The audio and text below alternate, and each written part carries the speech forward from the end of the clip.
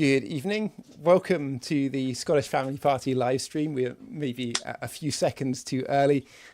Sorry about all the sort of confusion tonight, and if it's not come on with the right settings or a particularly interesting title. Please fire in your comments. I'm just going to bring them up on the side so I can see what people are saying. We had an incredible night on Saturday night. We were out doing the lights protest outside the Parliament. Gareth, how did you find that? Yeah, really good. A real privilege to be there. I'm sure there'll be images later, but I felt it was almost something we could do every year. You know what I mean? Like a real significant moment. I think it was very special, where we just acknowledged there's a lot going on and the scale of the justice. I think the speakers were good, and I think it's something I could easily see. Like I'm hoping it's going around. Like I believe it is touring around. The lights are touring. So yeah, I think a really good evening. Oh yeah, great. So Great that's image, one yeah. of the images from Saturday night, and every light there represents one life that's been lost in 2023. So there were 18,207 lives lost in the womb in 2023. That was up 10% on the previous year. And that was the previous year, it was up 19% on the year before that. So, really shocking to see these kind of rises in the number of abortions. That people think, oh, it's a background issue, it's always kind of been there, but it's just increasing and increasing and increasing. So we're there as a witness. And one of the reasons we were particularly out, at this time is that there's a committee in the Scottish Parliament, which has been set up, and it's been set up to review abortion law. And it's the interesting thing about this committee is it's a kind of I think it's been set up on like a non-statutory basis. So normally when you have a committee, there are certain procedures which mean that committee should be fair, and that who's on that. Oh, it's more like a working group, not really a committee. I think the committees, the MSPs. So they set up this working group, and the job of the working group is to make recommendations to the Parliament. But one of the rules for this working group is that MSPs can make recommendations, but then the existing members of the working group are able to say if they want these people or not. Wow. And the working group, I think, is, I'm going to have a look at this article here. Let me just have a go at presenting this one. Let's see. Hang on. Stop sharing. Okay. I'm just going to try and bring that up. Share screen. And yeah, so this review, this committee which has been set up. So there's something in the Herald, and I actually got this wrong in my talk. I said there were 16 members on this committee, but actually there are 13 members on the committee. 6 are abortion providers or practitioners.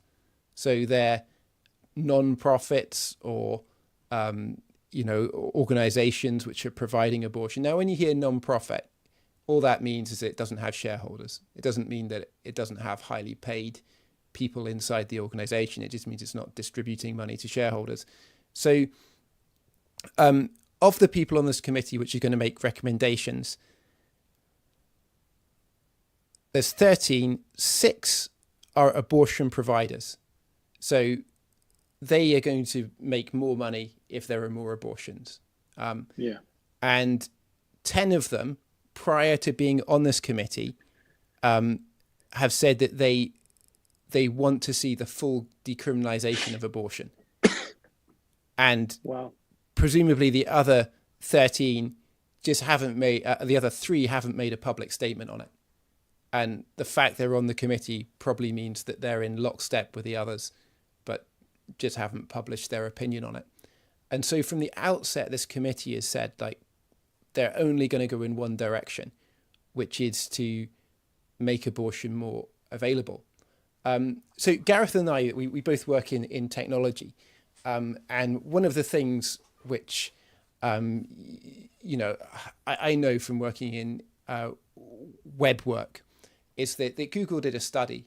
I think it's actually Amazon. They did a study and they found that if they could make their page load times, I think it was either like 100, probably like for every 100 milliseconds that they made their site load quicker, and I forget the exact statistics on it, then they could gain, maybe like a sizable like 5% sales or something like that. That if it was slow, then people would drop off. And so what we're finding is basically the more convenient that you make abortion, the more people there are which are going to opt for that. And particularly that, with a purchase, you have what you've called a cooling off period or something like that. If somebody sells you something online, you maybe have a cooling off period when you sign up for something or something like that, because they know that people will make decisions quickly, and then they think about it and think, no, I didn't really want to do that. And I think this is what we see with abortion, is that the easier they make it, kind of astronomically, the numbers go up of the people, that are going to go through with having an abortion. And so here, decriminalizing abortion, what do you think that means, Gareth? Do you know? So decriminalizing, I would say, is the I think right now there's a legal limit in which you can in which abortion's legal, and what they're wanting is just to remove that limit. Well, at least from what I can see from the Labour stance, I wouldn't be surprised if that's what they came back with. How can we get more abortions? Well, let's increase the number of weeks in which you can have an abortion. That would be one. Also, they would probably just remove the barriers. Right now, the barriers. The real concern I have is this doesn't actually help at all for anyone like looking at the impact of abortion. It's so one-sided. These guys are like profiting from abortions happening, and they're not considering the impact, or the negative impact, or the social, or the moral, or the emotional impact of the mum. And you're told at school, if you get pregnant, now you know this is what you need to do: have an abortion. It's just so normal. It's influenced in school education, and So I think at the moment it is legal to have an abortion up to a certain point, but am I right in saying the decriminalization is yes? pushing it out? So my reading of it is that abortion is legal for pretty much any reason up to 24 weeks, and so when the abortion laws came in, it was meant to be that for some kind of exceptional circumstance, and if 2 doctors approved it was necessary, and it's still the case that you've got to show that there's some sort of harm to the mother or something like that, and previously, what's happened is that basically the mental health of the mother being impacted negatively has become a catch-all, and that you can always find 2 doctors that will rubber stamp an abortion. So it's meant to be that you run it through 2 doctors, and they weigh it up with their professional opinion and all those kind of things, and that's meant to limit the number of abortions that happen. But it's now come on to like the reason we saw the 19% increase, that massive increase a couple of years ago, was pills by post. Yeah. And so that meant that somebody getting an abortion didn't have to go to a clinic. They could just phone up and say, I'd like some pills, please, and I guess they'd, in that phone call, they'd be put through to another person and say, can you just say the same thing to them or whatever? You sure you want to do this? Yeah, and then, you've got your 2 doctors, but they haven't even seen the person. And so the problem with pills by post, one problem with pills by post is that there's limits at which the pills are effective or not dangerous to take, because what they cause is the fetus has become detached from the womb. And I think it's one set of drugs to like weaken the attachment, another set of drugs to have the baby sort of flushed out, kind of thing. So there's two pills that somebody has. But if you do that too late, that's very dangerous for the woman. And the problem is that because I think abortion is something that people want to do very privately, then that incentivizes them to go by that pills route beyond maybe what the limit of it should be. And so some of the arguments about decriminalization are basically that there are women who've been illegally having abortions late. They've been getting hold of the pills, having these late abortions, and using the pills to do so. And in doing so, they're breaking the law, putting themselves in danger. And so on the sort of pro-abortion side, the people are arguing, why are we criminalizing women, for this? Because maybe they can't seek help. And so it doesn't necessarily follow that the limits would go up, but just it wouldn't be criminal to break them. Wow. But to me, I think that's going to increase the number of women that find themselves in that situation, because you've taken away one of the things that would make them think, I shouldn't do this. And now people would be thinking, well, I guess it's a risk I'm willing to take or something like that, because I know that the pieces will be picked up, But a lot of the pills by post abortions do end up with women having to go into hospital, even if they've taken them in the right time, things like that, So there's really no checks and balances there for this kind of pills by post thing. So that's quite worrying. And I think we see the same thing happening with the right to die issue, or assisted suicide, assisted dying. That in the news this week, or just today actually on the BBC, it's been said that the committee which is looking into this, and again we've got the committee on the assisted dying, to me looks very much similar like what's happening on the abortion stuff in Scotland, in that it seems like a kind of rigged committee where everything is just pushing in one direction. And so one of the first things that they've done is to remove the safeguard that it should be a judge that signs off on the assisted dying. So the idea that a judge is somebody who's meant to weigh up the evidence on all the sides and things and say, yes, I think this can go ahead. And because, any legal process is quite cumbersome, it should cause people to seriously consider, is this what they want to do? And what they want to replace that by is a sort of committee of doctors and other interested parties and things like that. But I think it's going to end up with the same thing that we have with abortion, is that with abortion, if you can find a couple of doctors anywhere that in principle agree on abortion for any and every reason, then those two doctors can sign off an unlimited number of abortions. And the same here. If there's somebody who's in principle thinks that the right to die is a universal right, a universal right for anyone of any age, of any condition or anything like that, then they would be the go-to doctors when it comes to signing off these things, and we possibly wouldn't be far off from pills by post for that as well. Initially they're starting off and saying you need to have a terminal condition, need to be 6 months away from death and all those kind of things, but we'd fully expect, as in other countries, that would be widened and widened and widened. Yeah.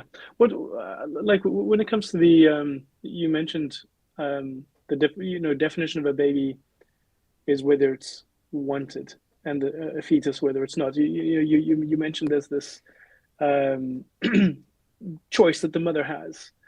So I say that in my talk, just to say in the talk on, Yes. and have a listen to it. It's quite important that's how YouTube, knows to forward things or recommend them is the number of people that watch it. I very much suspect for videos on abortion, they probably don't use their algorithm on it. They just say, we're not really going to recommend that to people. Maybe, I'm not sure on that. And so I'd say, this is the kind of video that you share physically with people, that you send them a link to it Right. by email or by a personal contact or something like that, and say, have you seen this? And over the next week or so, I'm editing up these videos. And so potentially we'll have a talk by Gareth, a talk by Richard, talk by David. It's interesting. I'm on tonight. So Richard phoned up and said, I'm not feeling too well. Would you do the live stream tonight? And he said maybe he could give Gareth and David a call and see if they're about. And so I gave Gareth and David a call, and I'm not feeling too well. Yeah. And so after this protest, people went down to the pub for a meetup. I couldn't make it. So I'm feeling okay. I don't know how, if you were there, I don't know how you're feeling tonight, but I hope you're... I was there, and I am unwell. I hope you're doing okay from last night. if you were there. But anyway, in my talk, one of the points that I made was that both Humza Yousaf and Nicola Sturgeon had miscarriages, which is, hugely unfortunate. Humza Yousaf's wife and Nicola Sturgeon, both of them, want children. And Humza Yousaf has at least one child. And, Nicola Sturgeon, she, I think because of the debate on abortion, that she was kind of trying to play the card that people, talking about death in the womb is a bad thing. Because sometimes people that are pro-life will use images of a fetus in the womb or something like that. And others might use more graphic images and things like that. But basically the argument is that if you're showing an image of a fetus or something like that, then that's something which is painful to somebody who's had a miscarriage. And so she was kind of making the argument that, people shouldn't be speaking up in that way or something like that, But in doing so, she expressed, what happened in her miscarriage. And she said basically, that she said, I always thought, that the child was a girl, and she talked about the loss of her baby, and for Humza Yousaf, the same, talked about, he said, I thought we were going to lose the child when he had the child he actually had, because his wife was bleeding heavily at times during that pregnancy. And so both of them talk in very human ways about, the child that they lost, the baby that they lost. But at the same time, both of these are passionate, pro-abortion activists. And so, Humza Yousaf said that he wanted to see bereavement counselling being available, provided through the government for people that have had a miscarriage, and that might be a good thing to see, based on the pain that he and his wife experienced, and kind of that they were just expected to carry on with life after that tragedy, and they found that hard to do. But what you have there is a dilemma, because when a baby's wanted, they're presenting it as a life that's been lost and that should be grieved, and there should be bereavement about that life that's been lost. But on the other hand, when that life is unexpected or inconvenient, people are kind of told that, this is pregnancy matter, or, this is the product of conception. So that's the kind of language that's used by the abortion industry, is that the product of conception have now been removed, or, the pregnancy matter has been removed, and those kind of things. And so they speak about the human life as if it's just, like an appendix or a wisdom tooth that's been removed or something like that.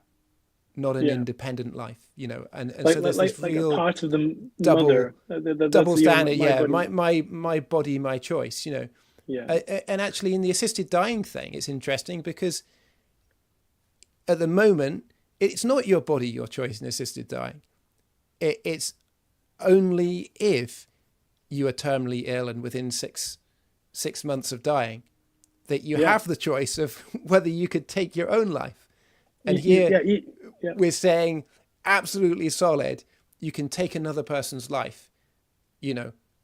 Yeah. It's your choice, you know. So I was wondering, like, surely the problem in that case. So I showed one of the pictures.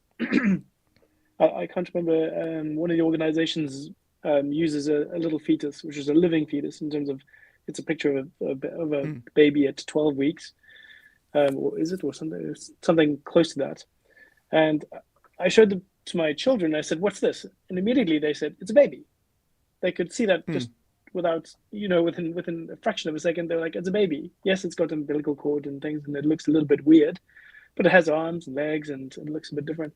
And it just seems so natural to be able to say, "Well, that's a baby." So why is it we can't acknowledge that and say, "Okay, well, if that is the case, that it's a baby and therefore a human being," then immediately the decision of whether the child is wanted or not wanted is not really a de facto and whether the child has the right to live. So if I use the word the child from conception to not, you read about the protection of children and how it's like every child must have the right to go to school. The parents can't decide whether the child goes to school.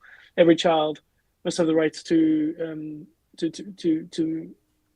have to live life and have opportunities and to grow and can't just be a slave and there's a lot of emphasis on children's rights, and yet as soon as it comes down to this one before you're born. So I was born 2 months premature, so I would say I'm a living fetus then, technically, because I never really made it to my birth, so I am a living fetus.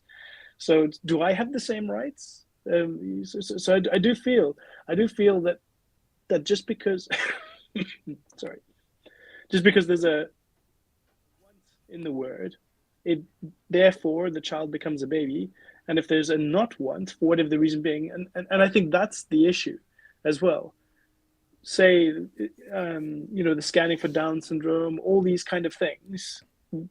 How do you know that you can't scan for somebody to go and say, well, this person's going to, probability says, given this kind of DNA, you're likely to suffer from depression. So what if they were to advance that a little bit? Would you then say, okay, well, you will, reject, it's like swipe left, swipe right, just reject this one.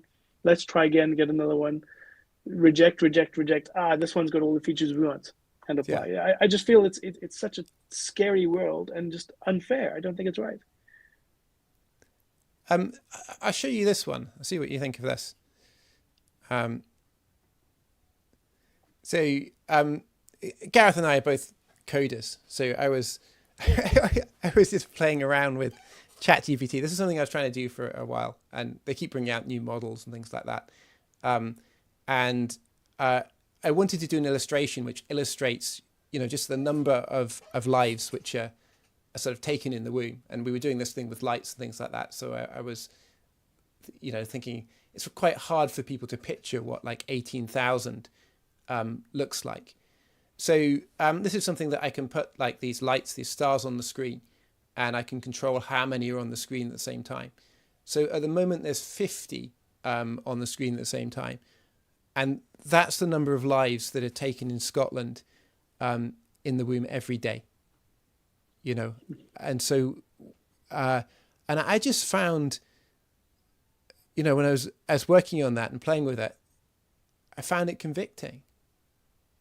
It's sort of like, often it feels like, well, I can wait on speaking on this, or I can wait on putting up a certain video, or I can wait on, doing those things. It's like, well, every day that you wait to do something on this issue, you can just see those falling down. That's what's happening tomorrow. It's a little bit different because probably 5 days a week there's lots of abortions and 2 days, not so many. I'm not sure what happens on Saturdays in the clinics and things like that, but you know, that's what's happening. And for England, it's England and Wales 688 a day. So I can put that in here. What? So 688. That's what it looks like in England and Wales every day. The number of lives taken in the womb.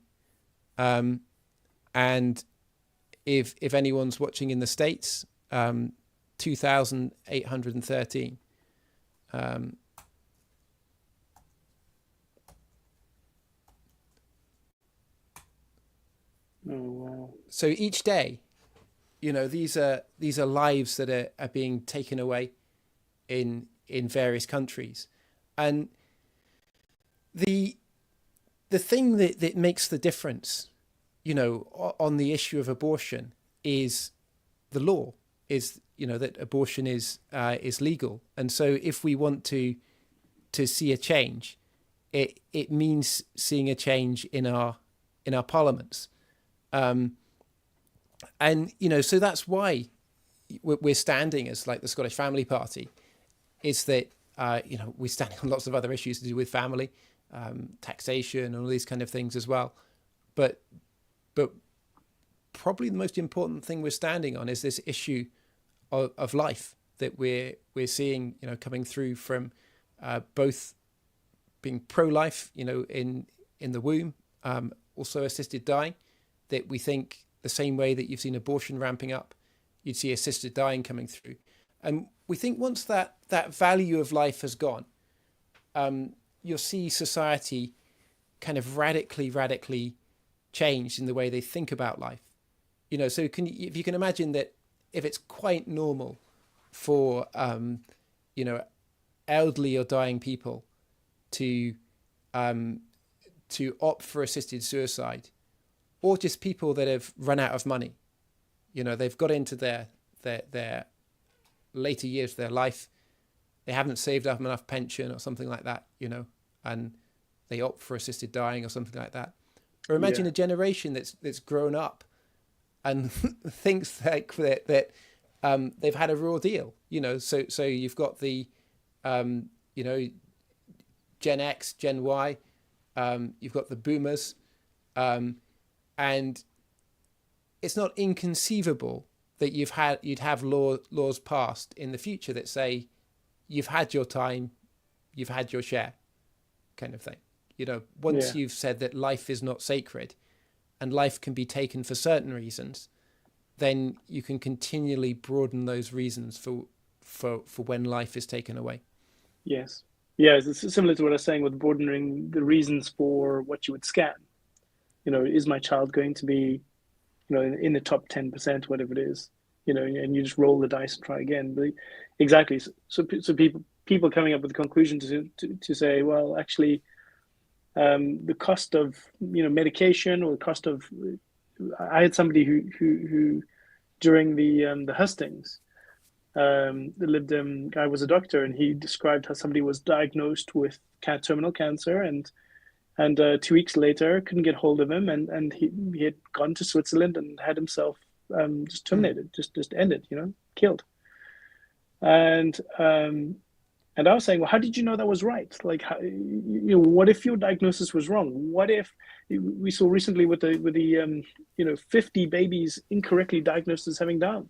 Yeah, this one, exactly. This article totally shook me. It's absolutely. I think it's wrong in the first place that somebody's saying, oh, this child might have Down syndrome. Like since when is a disability not a right to live? Like I know somebody with Down syndrome, and it's a privilege to know her. She's amazing.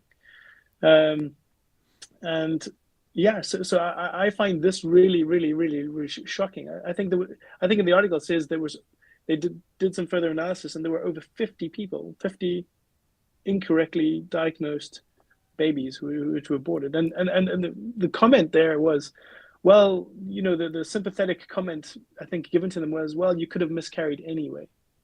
And I thought, you cannot say that. This is like total murder. I referenced this in my talk as well. They nicknamed her Ladybird. You could totally see a mom and dad totally so excited, so happy to have a child, so Yeah. keen, nicknaming, every life is good. What if they can't conceive again? What if that was the only chance they had? Babies don't just grow in trees. Ironically, it's actually not that easy. And surprisingly enough, the compensating statement was, well, you could have miscarried anyway. I think that's utterly shocking. And I heard, I was listening to GB News, and there was a gentleman who was in a similar situation, like this was with assisted dying, that he was diagnosed with motor neurone disease. And that was by a Harley Street doctor. He was told absolutely certain this is what you have. He got a second diagnosis. The second diagnosis agreed with that. And so he went through the process of signing up with Dignitas to go abroad and, have assisted suicide. And then it came to light that it was a misdiagnosis. After he had been. Not after he'd taken his life, but before he'd taken his life. Okay, great. So he got to find out that it was a misdiagnosis. He got to find out it was a misdiagnosis. Oh, thank goodness. But it tells you exactly that this is what's going to happen. That there's going to be people that get the wrong diagnosis, and they think, I can't face that. I can't face going through motor neuron, or I can't face going through, bringing up a child with Down syndrome or something like that, and the whole diagnosis is wrong. Yeah. So a question then, I've forgotten the reason, but the death penalty, way back when, the death penalty, right? The reason why that was taken away in the quintessence is because it was just so final. It was the fact that we could have made a mistake, and therefore, because of that, it's just so final. So my question is, surely that's the same with abortion and assisted dying. You just can't reverse those things, and therefore they're just too risky. Yeah, and we've got a comment here from Kathy saying, I was told my son might have Downs. I had him, and he was absolutely fine. Glad I never listened to the doctors. You look after the children that God gives you. How devastating it must be to be the other parents. It's quite nice in some way. Nice, when I say nice, it's the wrong word. I'm delighted that the organization that misdiagnosed them owned up and said to the parents, we made a mistake. But man, that is tantamount. In my view, that's murder. That's murder. And that's why I just don't think it's an option. I think it's just too risky. It's just too risky. I would never give that. I would say there's a probability. I'd never give the suggestion, we think you should abort. I think that's a terrible thing to say to anyone in my view.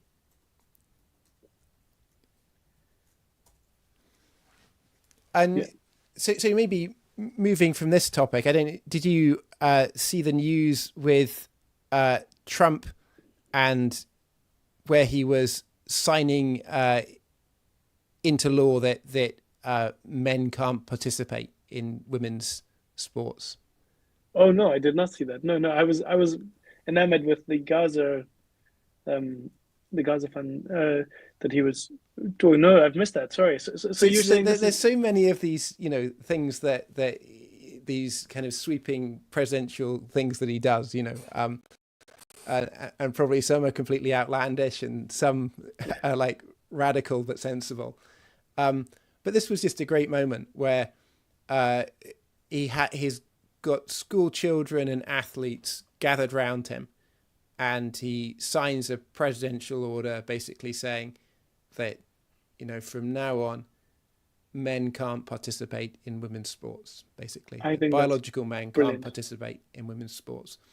And the thing it's a great PR moment, because when he does this, the children are kind of behind him, quite a long way behind him, well, not that far behind him, as he's signing this thing. And he says, I'll let them come forward And obviously somebody from security says, I don't think you can let them come forward, you know. Says, no, come forward. If we can't trust them, we can't trust anyone. So all these girls kind of sweep round, you know, the president. And then he signs this thing and they all start cheering. And I think it's such a moment because it sends a signal to young girls as well, you know, that it says this isn't just, you may be taught all these things in schools and you may be feeling uneasy about them and things like that, but you don't feel you can speak up. But then that thing of them all clapping means that silence has been broken, basically, that children all around the world know that's what you're allowed to think. You're allowed to think that men can't participate in women's sports. And at the same time, in the UK, we've got, you know, the nurses that are in trouble for speaking out and saying we don't want men in our changing rooms and things like that. So female nurses, you know, and they're being told, you know, get struck off for these things. That's not right. And all this, you know, people being suspended. And so to have that moment where you've got somebody saying, look, this is nonsense. We're just going to do the common sense thing, you know. Yeah. And he talks about the ridiculous records that men have set in women's events and things like that, you know, where they're I think in some cases like hours ahead in like some long distance running, shattering these records which have stood for, you know, ages and ages and ages, you know. And you know, it feels like that was a nail in the coffin of that. You know, it might take time for that to filter through to the UK and things like that, but it's a, you know, emperor's new clothes moment where the whole thing's been, you know, it feels like that house of cards has come down, and you know, I think things will follow here, and any party which chooses to keep standing on that issue is going to find that very difficult, you know. Yes. But what struck me was how simple it was once they had the votes, you know, once they'd won the election, once they got all the houses and the Senate and all those kind of things and the swing states, that all it took was a stroke of a pen and it was a done deal. It didn't take any writing to politicians. It didn't take any protests. You know, after that point, it was just a stroke of a pen, you know, and that's what we're standing for as Scottish Family Party. We're not, you know, we don't stand for Trump or any of those kind of things. We're not, our policies are different set of policies. Some are similar, but not across the board, similar to his. But that thing that we want to see is sweeping change, absolutely radical change in the way that things are done in Scotland. And, you know, that takes people voting for us. It's in the long, there's many organizations where they exist so that people can write to politicians and let them know the facts, let them, you know, inform them about how to vote in various things in the parliament. But at the end of the day, those politicians are there representing their constituency and things like that, and the people that have voted for them. You know, sometimes they're going further than their remit in the things that they vote for. But actually on this issue of pro-life, we're not there at above 50% of people that are standing on this issue, 50% of people that, you know, think it's wrong to take life in the womb. And so we don't just need to change what's happening in the parliament. We need to change the way that people think in the country. Yeah. And then the parliament, if we have a representative parliament, things will change in the nation. And so there's a lot of work to be done in the country as well as in the parliament. And I think that's why it's so important that everyone is speaking up on this, and people are knowing the arguments, and you know, giving voice to them. We have another guest coming in tonight. I hope he's doing okay. I'm going to bring him up. Good evening, David Richardson. Who it is? Yes. Wow. You're up out of bed. Yeah, you're doing okay now. Yeah, Yeah. Yeah. very well. Yes, I'm well, thank you. And Good. Richard, still not well, I suspect. Not well at all, it seems. So yeah, send your prayers and your love to him. Yeah. Yeah. And yeah, what a night, Saturday night, excellent, wasn't it? And I had the pleasure of the lights in my church on the Sunday. Yeah. Do you want to tell me what happened in Vision? Oh, so David's a pastor, and so he had Neil, and Richard was along as well. Richard didn't make it. He was by that time he was unwell. So oh no, I got a very sad text. I think it was the Sunday morning, early on. We don't have our meeting until the afternoon, 2:00 in the afternoon. So so we had Andrew Brady who also accompanied Neil. So we had the two of them speaking, which was excellent, and we gave them a little bit more leeway. So Richard's slot could be gobbled up, and both did extremely well, very well indeed. I had prepared something, but that was just in Richard's absence. But that wasn't necessary. They did excellent, and we took away the front row of the church and put these 18,000 lights out. And very emotional. The whole afternoon was very emotional indeed. Very, very powerful. A lot of good visitors as well. So any churches that think that having the Scottish Family Party visiting them will be bad for their reputation, no, it'll encourage some really good people to visit you. I can't recommend it. I can't recommend them coming along enough. One chap a couple of years ago when Richard was speaking came in and ended up marrying my daughter. 2 years later. So yeah, there you go. I gained a son-in-law. So yeah. Yes, and the lights were very powerful, and then that idea that I think maybe Richard had it. I don't know. Maybe he got it from somewhere else of switching the lights off one by one. To symbolize the extinguishing of all those lives. I copied him by doing that. And we got some excellent footage as well. And someone did an amazing video. A dear friend of mine did an incredible video. And I'm not sure if you've seen it. It's of the events of Saturday night. Very, very powerful indeed.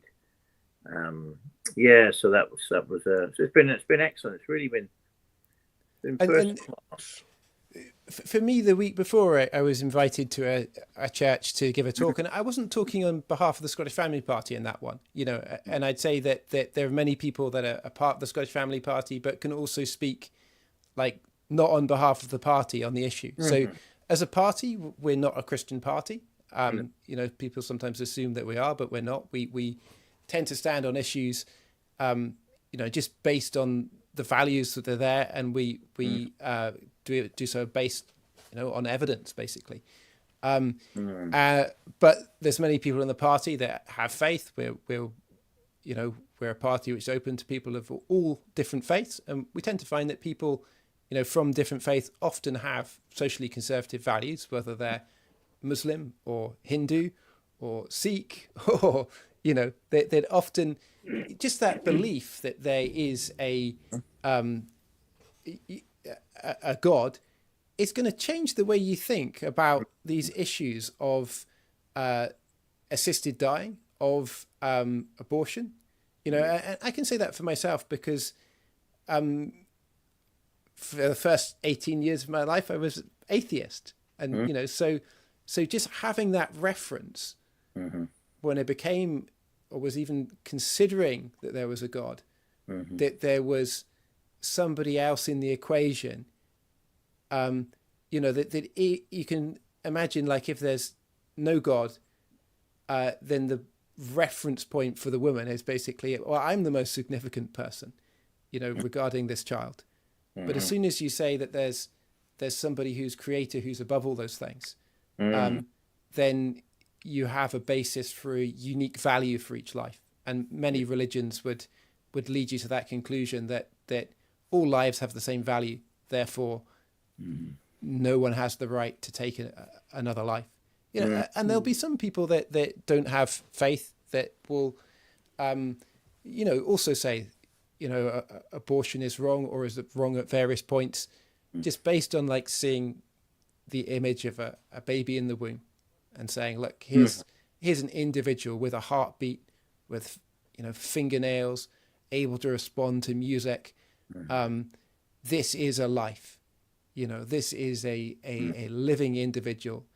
The fact that it's inside something doesn't make it any different.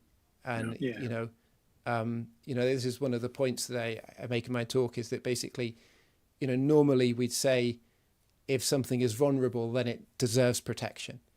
And we say that it's worse for somebody who's strong to take the life of somebody who's weak. Yes. And normally we'd say that it's, if a child dies, it's especially tragic because, you know, a very large amount of life has been taken away.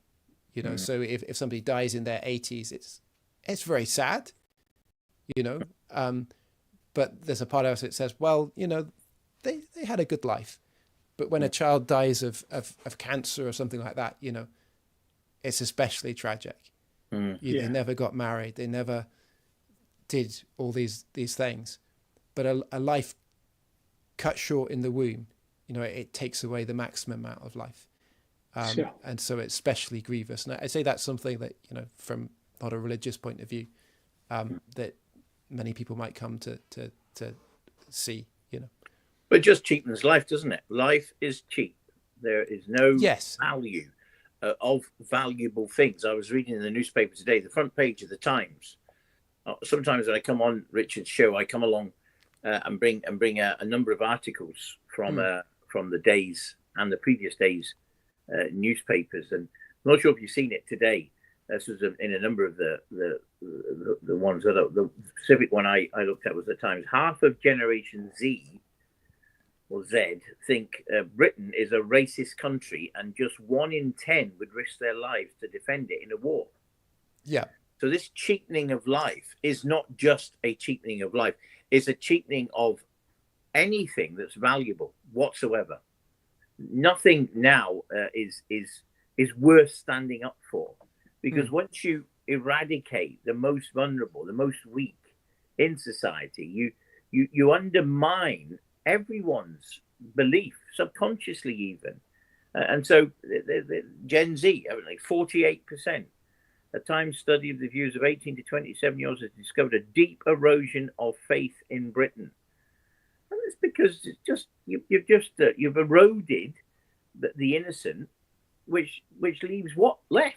There isn't anything left, is there? I think as well, though, on that thing that if you don't know what Britain stands for, and if Britain doesn't stand for anything, then what are you defending? You don't. Very true. And I think that as a nation we've lost our values, basically. Yes. You know, and so what are we defending? Are we defending drag queen story hour? Are we defending you know, is that worth laying your life down for? Or if you don't believe in anything, you'll fall for everything. You really will. There's, again, it goes right back to the fact that we just because you can't value the most valuable asset that we have, which is the next generation, then you don't value anything, and you don't lay any. And so no wonder no one will stand up for Britain, because after all, Britain, who would stand up for a country that kills their unborn? You know, we had a Pakistani chap along on Sunday, and he had no idea about this carnage, this catastrophe, this Holocaust of the unborn that was going on, and I could actually see his head was about to explode. You know, the 18,000. You know, he just couldn't even imagine. And this is where we've got to be so careful, haven't we? We don't become hardened to this. You know, we don't become so used to this happening that it just comes and it goes, and well, that's life. That's the way it's always been. We've got to stay sensitive to this and feel this. Gareth, any thoughts on that? Yeah, I think desensitized is the word you were looking for. Just become desensitized to just become numb to the fact that 18,000. I think your granddaughter or grandson was at the grandson. Yes, Levi was grandson. there. Yes, a good pair of lungs. Yes. Yes, a good pair of lungs. That's right. Yeah. So he was there, and I just looked at one of these lights and I said, that's what one of these lights should have been. Yeah. You know what I mean? Full of life, ready for the whole world, growing and developing. And if you put it into that, if you remove it, the fact that it's a number, it's actually a person. And for me, the bit that struck me was as soon as you allocate a name, in my talk, I was mentioning how I went through, or when I say my wife and I went through a miscarriage. And it was shortly after I had, in my spirits, got the name of the child. I knew it was a boy. And as soon as I decided that, then there were complications. And it was incredibly hard because I knew the name, the identity of the person.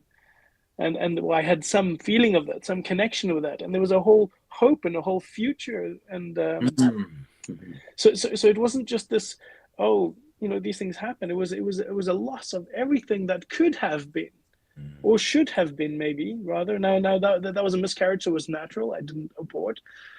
So I know it wasn't wasn't our choice. It was there were complications, and I think when you do that, when you realize that these are people. They are people with names you have yet to discover, and a whole future you have yet to explore, and personalities you have yet to enjoy and watch develop. And it's such a wonderful gift. Like when you realize that, then how could you possibly think, I'm going to hit the eject button, take the blue pill, then the red pill? How can you? For me, I'd agree. Do not become desensitized to the fact that this isn't just 18,000. Isn't just a number. It's not something we do on a Tuesday and something again on a Friday and next week. I think as the world becomes more pleasure-seeking, it takes a number of risks. Your choice was the act. The consequence is not your choice, and therefore the womb should be sacred. The womb should be a healthy, developing place. One of the things I said as well, which was, you can see I was referencing how with the Southport killer going into a school and killing 3 children, the youngest being 6, the politicians were jumping up and down. What can we do to stop this from happening? How can we have let this happen? Facebook, they're pointing fingers. There's frustration and aggravation and like how could we have let this happen? Yet there's 18,000. That's just in Scotland. 660 per day in the UK. That's like England and Wales, not the UK. England and Wales, 660. So it's about 900, I guess, when you're England, Scotland, and Wales. That is just a terrible number. I think there was a moment, when we had the gender recognition reform, and I remember it was the start of a year, and there was something happening down by the Parliament, and we didn't really have time to organise anything. But we said we should go and counter-protest or something like that, And so there was just a small group of us. We went down, and Richard went down with a sign, and the press were there, and they took a photo of him with a man can't become a woman, simple. And that ended up as being the image that got used everywhere where, this gender recognition thing on all the national newspapers, the BBC and all those kind of things. And it was really because I think they overstepped the mark when you had the Isla Bryson stuff happening, the rapist in a woman's jail. I think we may be seeing that happening again in Scotland with abortion when we look at this full decriminalisation, which potentially means abortion up to birth for a much broader range of circumstances and limits being pushed back and things like that. Even when you see the photos at 24 weeks, when a child can, just before 24 weeks and a child can legally be aborted, and you see how fully formed a baby is at that time, as people see that moving further, I'm hoping that there'll be a wake up, that maybe that Scotland will wake the world up a bit to what's happening. And certainly the busyness that we're seeing on this issue is, there's a lot happening. That I was saying to Richard, I need to film. Can I borrow your camera when we're filming, the thing we were doing on Saturdays? No, Mari's got it. She's up in Aberdeen and she's doing something up there, Right. and she's speaking up there or something like that, and Ewan's doing something there as well, and so, and then, the week before I mentioned that I was speaking in a church of like a Hongkonese congregation, and there's a great turnout speaking there. And Mari's like, "Oh, can I come along too?" And testify to my experience of having an abortion and what that was like for me and how that left me. He said, "Yeah, I think that would be really good to come." And she did a brilliant job there, and putting those two things together, and that's really my heart, is that I want to teach people how to argue on this subject, because I feel that if it feels, especially for Christians, like they're silent on the issue, a lot of them. I'm somebody who speaks up on the issue, but I often feel like around me there's very few that are saying, look, this is the issue of our time. You know how when slavery was happening, Christians said, this is the issue of our time. We need to stand up on this. We need to speak out. It's not just any other issue. It's not just equal to all the other social issues out there. It's, in England and Wales, it's close to for every 3 babies born, one life is taken in the womb. In Scotland, it's closer to for every 4 lives, I think, 1 is taken in the womb. And so it's crazy how high this is. Imagine walking through a town or something like that and seeing 1 in 4 houses burned to the ground, and all the inhabitants had perished in that house. That people would be crying out, asking for something to be done. You saw that with the fires in LA, that people were like, something has to be done. We have to turn the water on. We have to do these things. We can't let this happen again. We can't keep on going on like this, and very few people lost their lives in that. And here we're looking at, these are lives lost. This is not millionaires lose their mansion. It's the most vulnerable in society losing their lives. And I think when people get a vision of that and they can articulate that, then I think it's a message that will make sense, to the nation and to the nations. And it's an incredible privilege, I think, to speak up on that issue, that you stand up and you speak and you feel, I'm giving voice to people that can't speak for themselves. And I want to encourage men to do that. I want to encourage women to do that, because I think when you do it, you'll know that you're doing the right thing by speaking. Yeah. I think it's amazing as well. On the Saturday after the protest, we all went to the Marriott Hotel, had a little hot chocolate, and the chap who actually purchased my hot chocolate, so I went over to thank him. Paul, can't remember his second name. Okay, but he was explaining to me a fascinating story about a prayer breakfast, a national prayer breakfast that he's a part of. That's MSPs are also involved, other politicians, and the idea was that they would all get together for this breakfast. Then they would all walk across in the afternoon, and on this instance, they were going to vote for the buffer zone legislation. You had this irony of people who had just prayed, then walking across the road to vote against praying. Incredible, absolutely incredible. And I knew that story, but Paul added to it. Paul said, and this is where I think we've all got to really take some responsibility and be challenging. He got the opportunity to speak with Kate Forbes. Yeah. And he says to her, please don't vote for this buffer zone ban on prayer. And she says, yes, this was her words, according to Paul. She said, I have no option. Now, what she could have elaborated on is, and said perhaps a more fuller answer would have been, I have no option if I want to keep my job. Yeah. But it's this extraordinary fact that people will vote not with their conscience, but with their own best interest. Their wallet. Yeah, their reputation, their status and their standing. Yeah, because if they want to keep that, I mean, look what happened to my MP, my old MP, Lisa Cameron. She got absolutely pulverised, voted against the Northern Ireland, the Northern Ireland, the way that the abortion was introduced there when Stormont was suspended.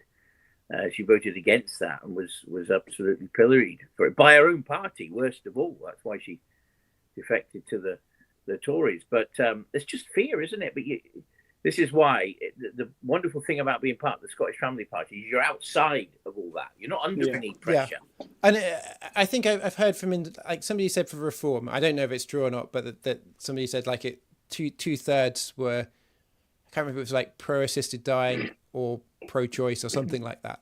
You know, that there was they were not over 50% for being pro-life. And so it tells you, even if they were hovering somewhere around 50%, then it would just be an issue that they'd never want to bring forward legislation on, because it divides the party. It's like, you know, the Tories were on Europe and things like that. They'd never bring anything forward until they were forced to. Because why would you want to tear your own party apart over an issue? And so a vote for reform is saying, you know, life in the womb doesn't matter. It's not the issue of our times. It's not the thing that needs addressed. It's not the thing that needs raised up at the agenda. It can sit, you know, on the bottom rung of the ladder of it's an issue of conscience kind of thing, you know, and not talk about it, you know. Yeah, well, we complain about the quality of politicians isn't what it used to be. The quality of public servants, of this and that. But perhaps we'd have these quality characters and people if we stopped aborting them. You know, who's to say that some great prime minister potentially would have been able to bless our society with public service, but we aborted them, you know, and if 1 in 4, you've got a 1 in 4 chance of making it out the womb intact. So I think what we're seeing with the Scottish Family Party is, because we've taken a stand on this issue, you know, we're becoming a bit of a magnet for people that want to speak up on this issue. Yeah. You know, and so if there's anybody listening tonight and they're wanting speakers to any kind of group, whether it's a church or another gathering or something like that, you know, and you want people to speak on this issue, we are bursting at the seams with people that can speak on this, you know. How would they reach out to us? Do we have an email? Is it something we can share? I think maybe, you could probably reach out on X with a message or something like that, or private message. We generally have email addresses, which are, is Richard just like Richard at Scottish Family Party? Or is he Richard.Lucas? Richard.Lucas, that's Scottish. Richard.Lucas at ScottishFamily.org.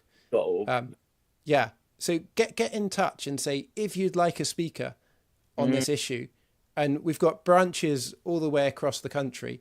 And if you're part of the Scottish Family Party, we want to encourage you to learn how to speak on this issue. So I'm somebody who's done a lot of public speaking in the past, on various subjects. Like as a Christian, I'd often preach and I'd often preach on different things. But I found because abortion was a new subject that I'd not really heard people speaking on, it took a while to get used to speaking on it.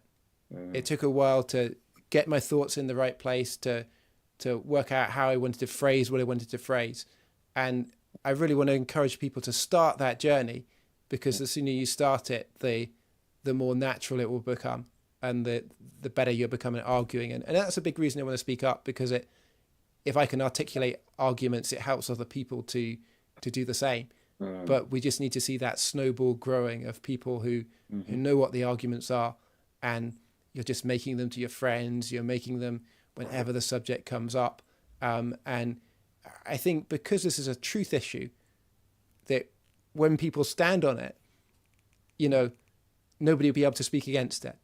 No. Yeah. That as long as we're silent, then if enough people say the wrong thing, it seems right. But it only takes, one or two people saying the right thing, and all the lies, are wiped away. And so, encourage people to take that stand. And if you don't feel quite able to articulate it, then reach out to the Scottish Family Party, and we can bring in people who can speak, and they'd be happy to speak either on behalf of the Family Party, or we could provide speakers from a Catholic perspective, from a Protestant perspective, from a secular perspective. However you'd like to see this issue addressed, we can provide something that, in a political way, in a non-political way. This is an issue that we want to see people informed about. Yes. Wow, you've got through your hour, Phil. Yeah, we got through our hour. Thank you, Gareth. Thank you, David, for coming on. Mary says Richard's still not very well. So if you're a praying person, say a prayer for Richard, and have a very good night. I'm going to see if I can find something to end the live stream with. Let's see what we've got here. Gareth. Good countdown. Flag. Good to you too, yes. Live stream outro. Here we go. Say goodbye, everyone. Goodbye. Yes.